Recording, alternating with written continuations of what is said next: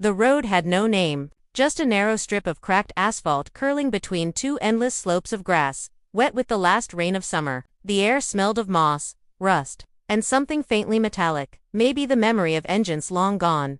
I remember the sound of the car door slamming. That sound still lives in my bones, sharp, final, like a verdict. Then came the crunch of tires over gravel, and the hum of the engine fading into distance. After that, nothing, just the wind. I sat there, alone, the chair wheels sunk slightly into the damp earth, my hands trembling around the armrests. I couldn't even cry at first. The shock was too heavy. It was like my body had forgotten what tears were for. He had left me, he had actually left me. It didn't happen, the way you might imagine. There was no shouting, no final argument echoing off the hills. He simply stopped the car, mumbled something about the brakes overheating, and stepped out to check. Then the trunk opened. Then the silence. When I realized he wasn't coming back, it was already too late. The car was gone. And I was still there. The wind moved through the tall grass like a whisper that didn't belong to this world. I could feel it on my face, cold and wet. I tried to shout, but the sound that came out of me was small, a sound no one would follow. I didn't know how long I sat there before I looked down the road. The curve ahead disappeared into fog. Behind me, the hill rose steeply toward a sky the color of bruised metal. There were no houses, no signs of life, only the occasional flutter of a bird wing far off in the valley. I pressed the joystick of my chair, praying it would move. It didn't. The battery had been dying for days. We were supposed to charge it at the inn. We never made it. The irony wasn't lost on me. A woman who'd survived car crashes, surgeries, and the slow death of her own legs, now left to die by the man who once swore to carry her anywhere. The sky was getting darker. Before the accident, I used to love rain. It reminded me of childhood, of running barefoot through puddles in the small village where I grew up, of my mother's voice calling me in from the fields. But after the crash, after the doctors said you may never walk again, the rain became something else entirely. It became weight. Every drop seemed to press against me, reminding me of everything I'd lost. And now it pressed harder than ever, drumming against my shoulders, pooling in the folds of my skirt. My hair clung to my face, heavy and cold. I tried, calling his name, once, twice. No answer. Only the echo of my own voice bouncing off the stones. There was a moment, maybe a cruel kind of clarity, when I realized that I could die there and no one would find me until morning. Maybe not even then. The thought didn't scare me as much as it should have. It just made me tired. I tilted my head back, staring at the clouds that were starting to break apart, streaks of pale orange leaking through. Somewhere far below, a church bell rang. One of those old bronze ones that always sound a little bit sad. It rang once, then twice, then silence again. I don't know how long I drifted before I heard footsteps at first. I thought it was the wind playing tricks, the kind of phantom sounds loneliness invents to keep you from falling apart. But then they grew louder, crunching over the gravel. I froze. Part of me wanted to scream for help. Another part didn't want anyone to see me like this, drenched, broken, pathetic. "Hello," I said, my voice raw. The footsteps stopped. A shadow moved through the fog, tall, broad-shouldered, cautious. Then a man's voice, low and rough. "Are you hurt?" I blinked against the rain, trying to see him clearly. "Who's there?" He stepped closer. The fog thinned for a moment, and I saw him, a stranger in a dark coat, his hair plastered to his forehead, eyes narrowed against the wind. He looked like someone carved out of the same storm that surrounded us. "I'm fine," I lied. "My chair isn't." He came closer, kneeling beside me without hesitation. "It's not safe out here. How long have you been alone?" I tried to think. "A few hours, maybe more." He looked down at the chair, at the mud caked around the wheels, the faint red of the battery light. Then his eyes met mine, and for a moment, something in his expression changed. Confusion, recognition, maybe. "Do I know you?" he asked quietly.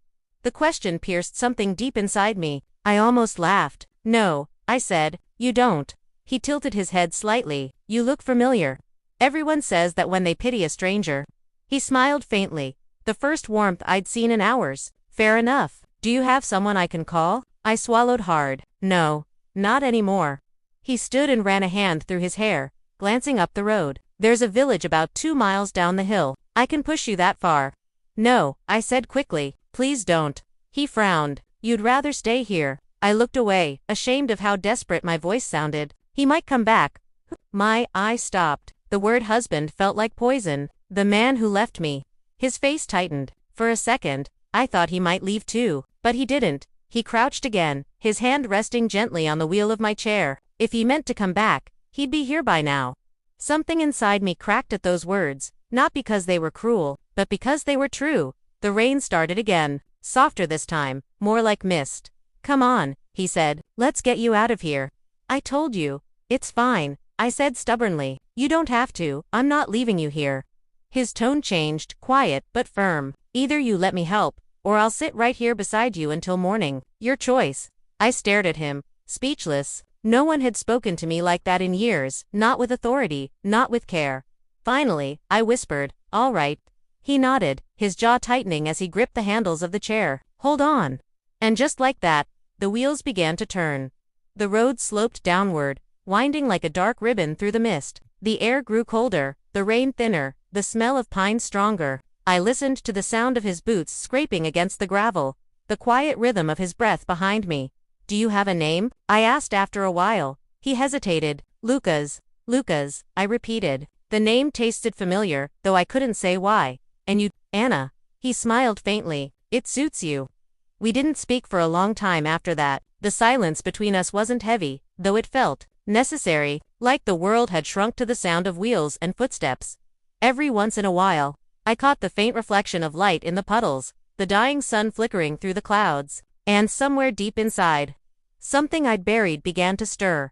We reached a small clearing where the road widened slightly, opening to a view of the valley below. The fog had started to lift, revealing distant rooftops and the faint smoke of chimneys. He stopped to catch his breath, wiping the rain from his brow. "Almost there," he said. "Thank you," I murmured. He looked at me for a moment, his expression unreadable. "You don't need to thank me yet." "What do you mean?" "I mean," he said softly, "sometimes people come back for the wrong reasons." Before I could ask what he meant, thunder rolled across the hills, low and distant, and for the first time that day, I felt afraid again, not of the storm, but of the possibility that I knew this man better than I dared to admit, because his voice, the way he said my name, sounded like something from another life. The road kept folding beneath us like a ribbon someone had dropped and forgotten. The mist clung to the hills, silver and heavy, and each turn revealed nothing but more of the same gray silence. Lucas pushed without speaking, his breath forming pale ghosts in the cold air. Every few steps he'd lean forward, tighten his grip on the handles, and keep going as if the hill itself were daring him to stop.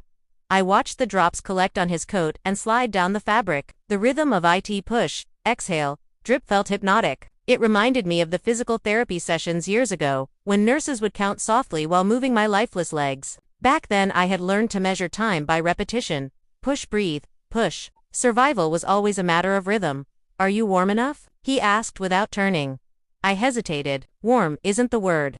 He laughed once, quietly. Fair. Something about the laugh unsettled me. It carried an echo that belonged to someone I used to know, a sound that had once filled kitchens and car rides and the little cottage by the river where we'd planned a life. I told myself it was coincidence. The world is full of voices that almost belong to ghosts. When the fog thinned, I could see the outline of a bridge, ahead a narrow arch of stone spanning a ravine. Water rushed far below, unseen but loud. Lucas slowed, scanning the broken edges of the road. "The rain's eaten away part of the bridge," he said. "We'll have to cross on foot. I can carry you if you trust me." Carry me. The words cut deeper than he could know. I hated needing anyone to carry me, yet the thought of being left alone again froze my lungs. "Fine," I whispered. "Just be careful." He crouched in front of me, arms around my neck. "Hold tight." As I leaned forward, my hand brushed the scar that ran just behind his ear, a thin white line shaped like a crescent. My heart stuttered. I had traced that scar once with my fingers, years ago, the night after the accident that wasn't mine, a motorcycle crash on a country road. The man I loved had walked away with that same white mark. No, it couldn't be. "Ready?" he asked. I swallowed the truth clawing its way up my throat and nodded. He lifted me with surprising gentleness, as though afraid I'd vanish if he moved too quickly. The bridge groaned under our weight, stones slick with moss. Halfway across, the wind rose and shoved against us, wild and cold. I buried my face against his shoulder and smelled rain, iron, and something faintly familiar, cedar soap. My chest ached when we reached the other side. He set me back into the chair and looked down, catching his breath. "Still trust me." I didn't have a choice. I said. You did, he murmured. Everyone does. The village appeared near dusk, tiny houses pressed together on the slope, roofs glistening with rain, smoke curled from chimneys. A church bell rang again, closer this time, softer. He pushed me down the main lane until we reached a tavern whose windows glowed amber. Inside smelled of stew and damp wool. Conversations died the moment we entered. People here weren't used to strangers, especially half-frozen ones in wheelchairs. The innkeeper, a round man with red hands, frowned. Kitchen's closing. She needs a place to rest, Luca said. His tone was polite, but there was iron beneath it. The man's gaze slid to me, lingered on the chair, then softened. Room upstairs. You'll have to carry her. I know, Lucas said. He carried me again, step by step, his boots heavy on the old wooden stairs. Each creak sounded like the past, insisting it was still alive. The room was small, slanted ceiling. Single lamp, a window facing the hills. He set me on the bed and knelt to remove my wet shoes. I wanted to protest, to tell him I wasn't helpless, but my voice failed. When he looked up, his eyes caught the light. Gray, almost silver, the same eyes I'd seen once reflected in river water. I turned away quickly. You should go. You've done enough. I'll stay downstairs, he said, in case you need anything. Why? Because no one should wake up alone after what you've been through. He left before I could reply. I sat in the dim light, listening to the sound of his boots fading down the hall, and my hands began to tremble. I pulled the blanket around me and stared at the window until the hills outside blurred into darkness. Sleep didn't come easily. Every time I closed my eyes, I saw headlights cutting through fog, a curve too sharp, the screech of metal, then the silence that followed, the same silence that had filled the road today. I pressed my palms against my ears, but memory has its own sound. And it never really stops. Somewhere below, a door opened and shut. Voices murmured. I caught fragments. Found her on the hill. Lucky he came by. And another voice, answering. Strange, didn't he leave this place years ago? My pulse quickened. Leave this place. I pushed myself to the window. The rain had stopped. The street shone with reflected lamplight. And there he was standing alone, under the awning, looking toward the hills as if searching for something he'd lost. Lucas, or maybe, no, don't. I lay back down and told myself that ghosts don't push wheelchairs through storms. Morning arrived, pale and blue. The inn smelled of bread and woods. Lucas knocked gently before entering, carrying a tray. Breakfast, he said. You need strength. The kindness in his voice frightened me more than cruelty ever could. I kept my eyes on the tray. You didn't have to. I wanted to. We ate in silence. Halfway through, he asked, where were you headed? Nowhere, I said. There's always somewhere. I looked up sharply. Do you always speak in riddles? Only when straight answers hurt. Something in me snapped. Then give me one. Why were you on that road? He hesitated. I grew up near here. I was passing through. My stomach twisted. Passing through, I repeated, like tasting poison. Did you ever stop before? He stared at me for a long moment, and I saw the truth flicker behind his calm. Once, he said softly. A long time ago. The hours blurred after that. He repaired the chair's battery, fetched supplies, spoke little. I watched him move, every gesture awakening old muscle memory, the way he rolled his sleeves, the faint limp in his left leg, the habit of touching the scar behind his ear when thinking. Each detail chipped away at denial. By evening, I couldn't keep silent. Lucas, I said. What was your surname? He froze, the wrench in his hand slipping slightly. Why, please? He set the tool down slowly. Merrick, my breath caught. Then you are him. He turned, eyes shadowed. Anna, I shook my head. No, you died. They told me. I almost did. His voice cracked. The crash when the car went off the bridge. I waited. I whispered. For months. They said they never found you. So I learned to live without a heartbeat. He took a step closer, then stopped. I thought saving you meant leaving. The doctors said you'd heal better without the reminder of what we'd lost. And who gave you the right to decide that? He had no answer. The silence between us was a living thing. Finally, he said, when I saw you on that road today, I thought I was hallucinating. I didn't know whether to run or fall to my knees. I looked at him through tears I hadn't felt in years. Then why did you come back? Because this time, he said quietly, I couldn't drive away. The storm returned that night, hammering the roof, wind howling through cracks in the shutters. He stayed by the window while I lay awake, listening to the rain. Neither of us spoke. Words had become fragile, like glass you hold too tightly. Still, in the space between thunder, I could feel the truth beginning to move slow, painful. unstoppably, as if the hills themselves were breathing again after years of holding their breath. And in that sound, I realized something terrible and tender. I wasn't angry anymore. I was just tired of being left behind. That night, the wind never rested. It crawled across the roof like an animal searching for a way in, rattling the shutters until they gasped against the frame. Lucas sat near the window, a candle flickering beside him. The light trembled over his face, cutting lines of gold through the hollows beneath his eyes. He looked older than the man I had once loved, less fire, more weight. As if the years had carved apology directly into his skin.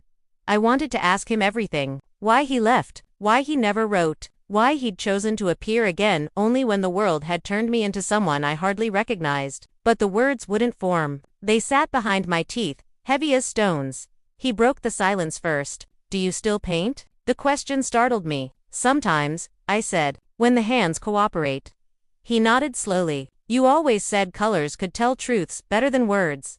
I smiled without meaning to. You remember that. I remember everything. He turned the candle wick down and stared out the window. Below, the village lamps shimmered through sheets of rain. I thought if I remembered enough, I'd find a way to forget the rest, he said quietly. He began to talk, not looking at me. After the crash, he had been trapped under the guardrail, half in water, half in mud. Someone found him at dawn, unconscious. Weeks in hospital blurred into months of rehabilitation. When they told him I'd survived but would never walk again, something inside him fractured. I wanted to come, he said, but the doctors said you were fragile, that you needed peace. Your mother told me you blamed me. She said my presence would tear open the wound again. She was wrong, I whispered. He nodded. I see that now. But back then I believed her. I told myself I was the curse that had broken you. He took a shaky breath. So I left, changed my name, worked on farms, construction sites anywhere that didn't require memory. But every night I'd dream of the river, and you calling my name. When I woke, I could still feel your hand slipping away.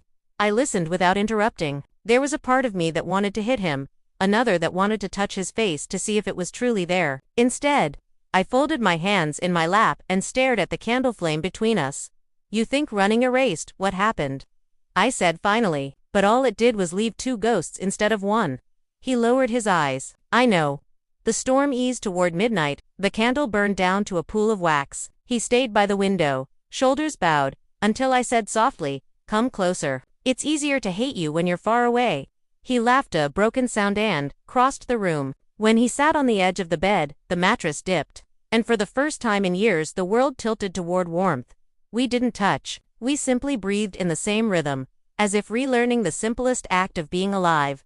In the morning, the village woke to sun. The hills steamed where rain had soaked them, and mist rolled down the valley like sheets of silk. Lucas brought coffee up from the kitchen. It tasted of wood smoke and salt. He placed it on the table and said, there's a mechanic in town who can fix the motor on your chair. After that, we'll head down to the coast. There's a clinic. Their friend owes me a favor.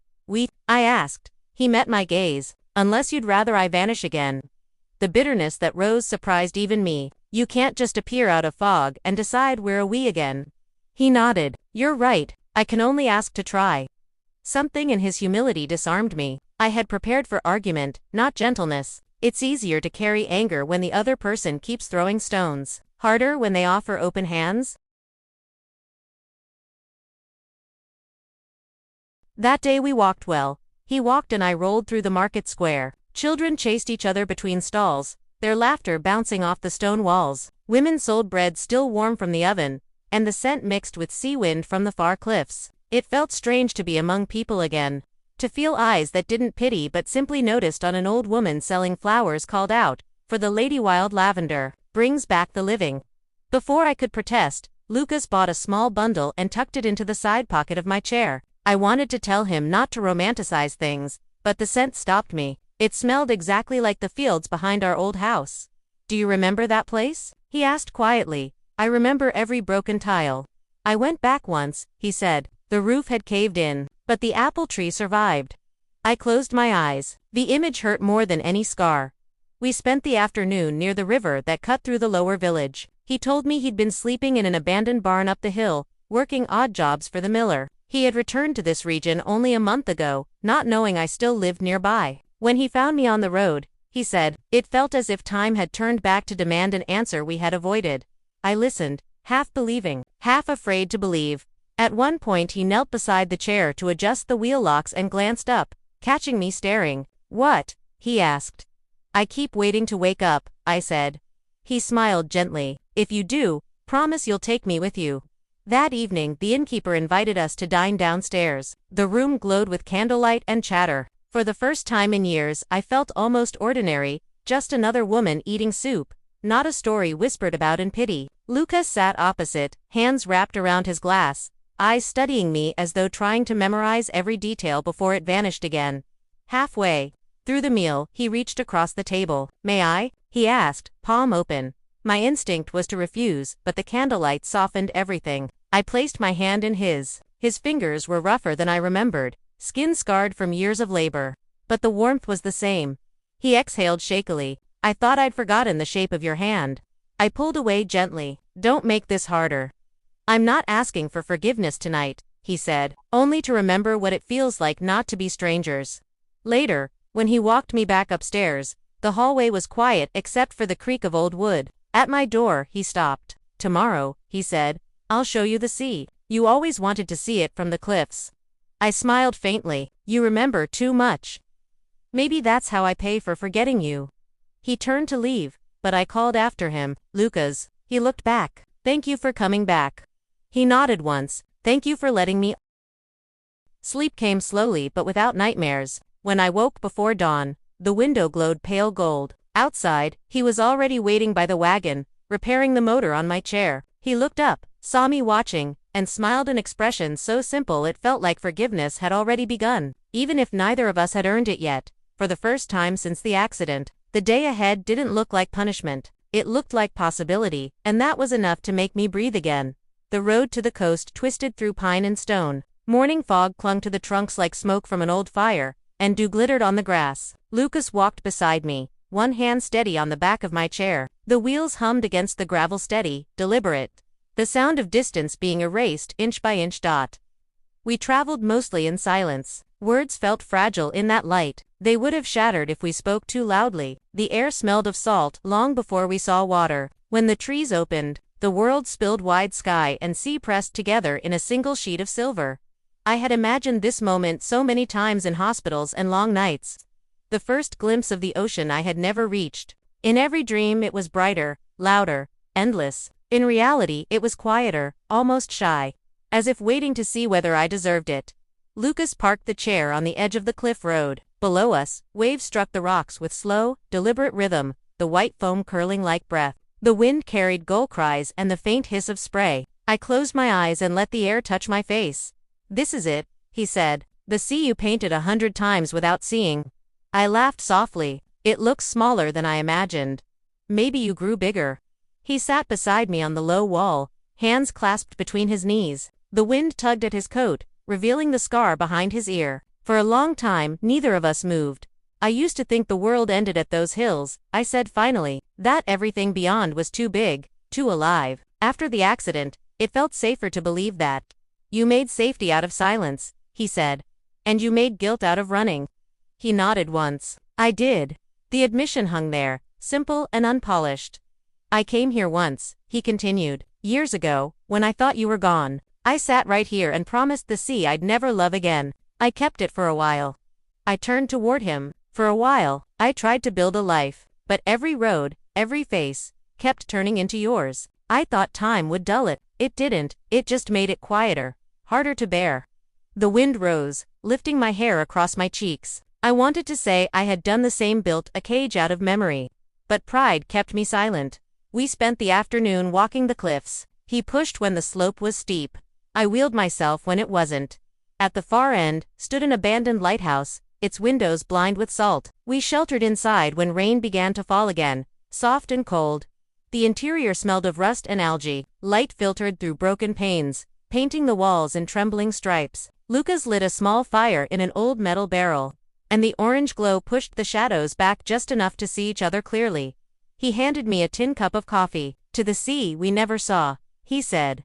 I raised the cup. "And to the ghosts that dragged us here." We drank. The silence that followed wasn't awkward. It was full of things that could only exist when two people finally stopped pretending.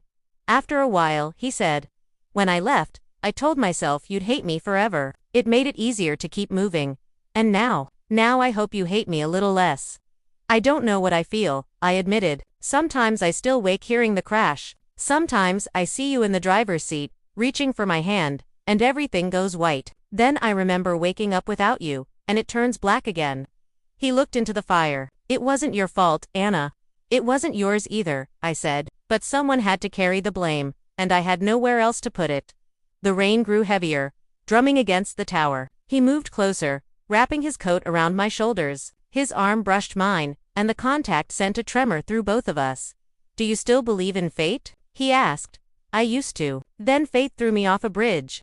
He smiled sadly. Maybe fate's just another word for unfinished business. I met his gaze. Then finish it. He hesitated. You deserve someone whole. So do you, I said, but we only get the broken pieces we're willing to hold. He exhaled, long and unsteady. The firelight caught the tears he didn't wipe away. When the storm eased, twilight painted the sea violet. He helped me outside again, and we watched the horizon blur into night. The first stars appeared fragile, uncertain. I never thought I'd see you again, I said.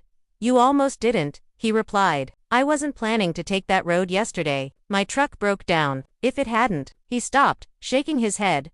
Then maybe we were meant to break down, I said. He laughed softly. You always did find poetry in wreckage. That's all I've had to work with.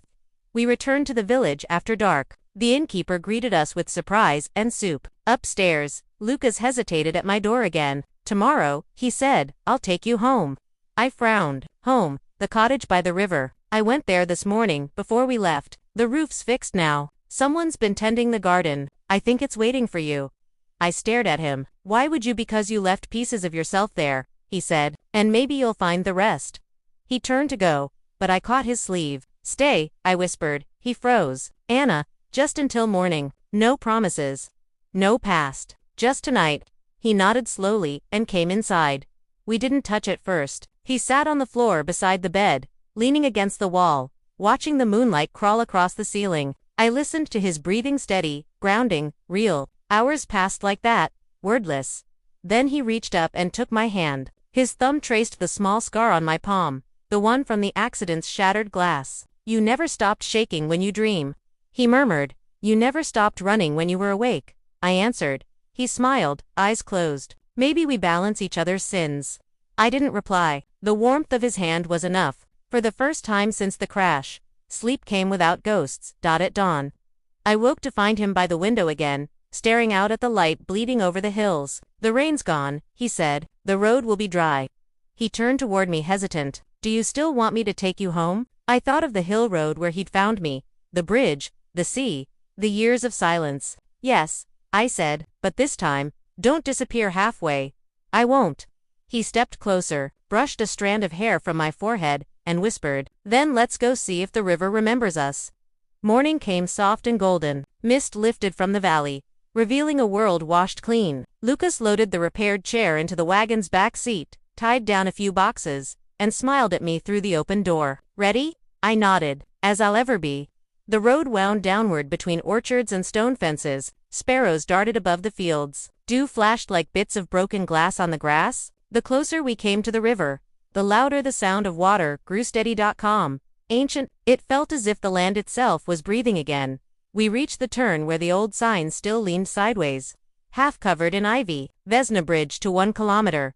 My stomach tightened. The last time I'd seen that name, it had been written in a police report.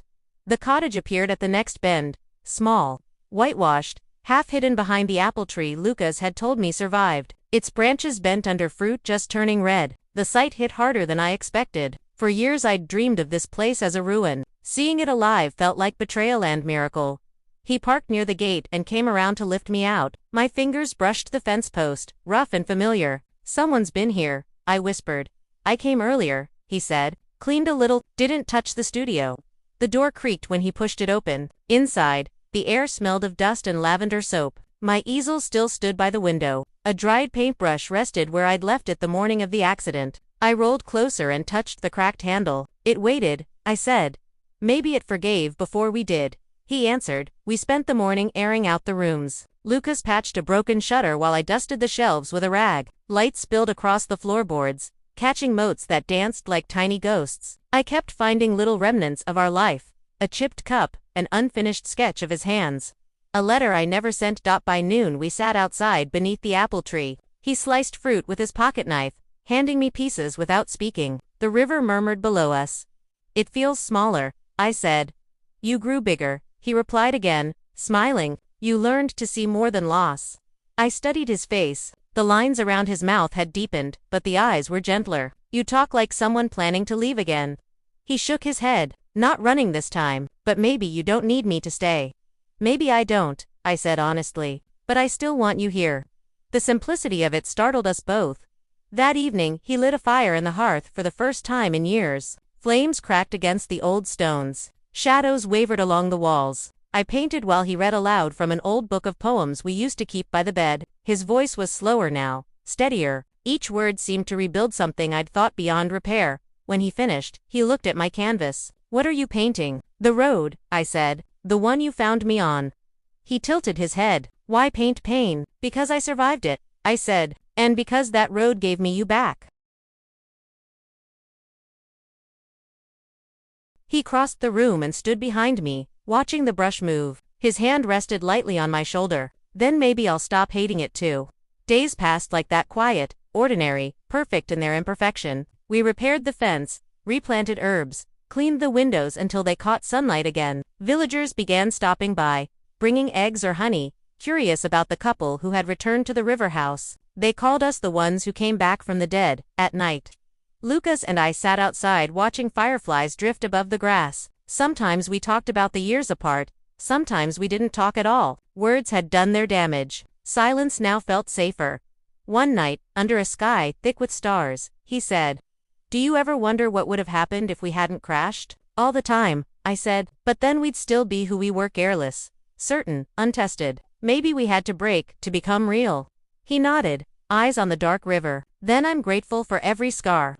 So am I whispered. Autumn deepened. Leaves turned gold, then copper. The river slowed, thick with reflections. My legs remained useless, but the weight of them no longer felt like punishment. Lucas built a ramp to the garden and laughed when I insisted on helping gather apples. You always wanted to prove the world wrong, he said. It keeps me alive, I replied. We pressed the apples into cider that tasted of sunlight. The first night we drank it, he raised his glass. To the hill road, he said. I touched mine to his. To the stranger who came back.